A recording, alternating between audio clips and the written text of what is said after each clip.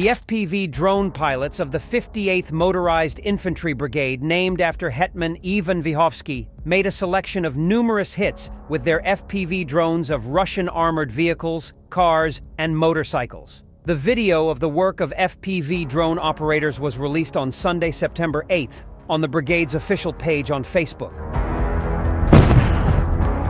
Not only that, in recent operations in Kharkiv region, the 3rd Separate Assault Brigade achieved significant tactical success against Russian forces. The brigade disabled several Russian armored vehicles, including the T-72 and T-80 tanks. This operation underscores Ukraine's growing proficiency in countering Russian armor using advanced technologies. Key to this success was the effective deployment of FPV drones by the FATUM unit, part of the brigade's anti-tank battalion. These drones were used to destroy 5 enemy supply trucks, 3 of which were targeted while on the move, demonstrating exceptional precision and skill in dynamic combat conditions.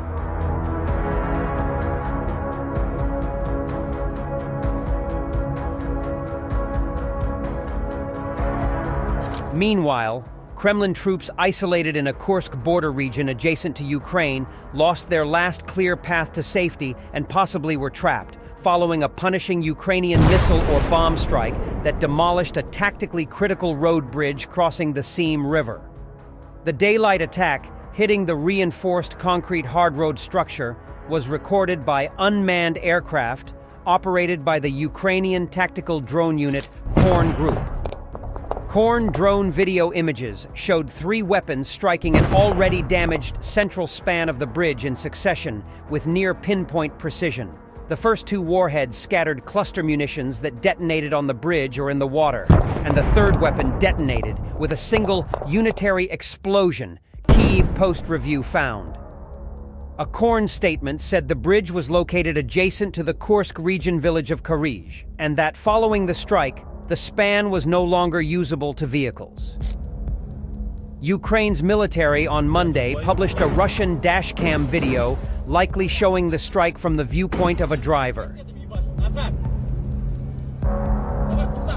In the direction of Toretsk, the Russians have made significant progress in the fight for New York, placing Ukrainian defenders under siege at a local chemical factory.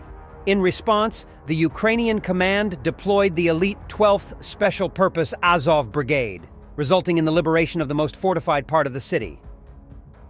Previously, Russian forces seized control of the high-rise district in the western part of the city, an important gain due to the nature of the terrain.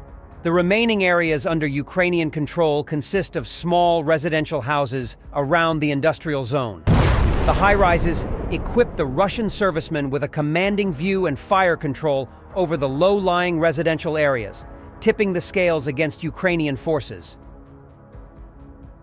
The scarce fortified defenses in the residential sector pushed Ukrainian forces to dig in at their only remaining stronghold, the heavily fortified chemical plant. The Russians advanced effectively by leveraging their fire control and observation points from the high-rises, coupled with numerical superiority and heavy firepower, to push the Ukrainian troops back toward the chemical plant.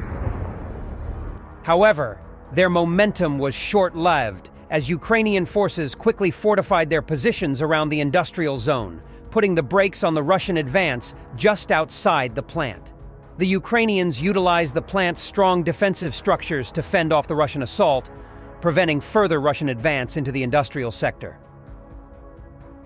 The Russians decided to play the waiting game, avoiding direct assaults and instead aiming to cut off Ukrainian supplies and starve them into submission. The Ukrainian command saw through the ploy and deployed the elite Azov Brigade to break through the siege and shore up the supply line to maintain the defense. The Azov Brigade consists of veteran fighters who made their mark in the battles of Mariupol and Donbass up until 2022, making them some of the most battle-hardened troops in Ukraine's military. After a series of successful prisoner exchanges, these soldiers were reorganized into the brigade, now commanded by Lieutenant Colonel Denis Prokopenko, the former commander of the original Azov Regiment. The Azov fighters were swiftly deployed to the Toretsk direction, with their movements concealed until the counterattack. This surprise assault caught Russian forces in New York completely off guard while scrambling to dig trenches and set up barbed wire defenses. They were quickly overwhelmed by Azov's coordinated drone and artillery fire, which decimated the Russian positions before they could get their defenses in order. The Azov fighters targeted Russian positions around the plant to weaken their defenses ahead of the main assault, leveling Russian firing points in residential houses around the plant.